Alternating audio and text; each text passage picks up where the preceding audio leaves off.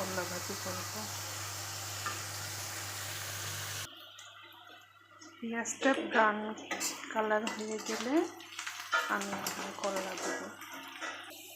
Brown colour হয়ে গেছে, আমি এখন এখানে করলা দিব।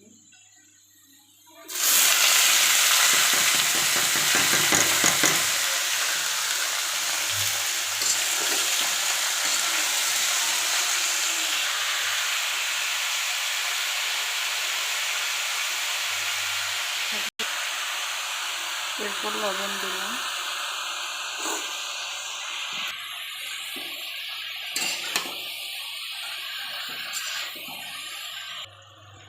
তো গাইস, আমার এই করলা ভাজি হয়ে গেছে।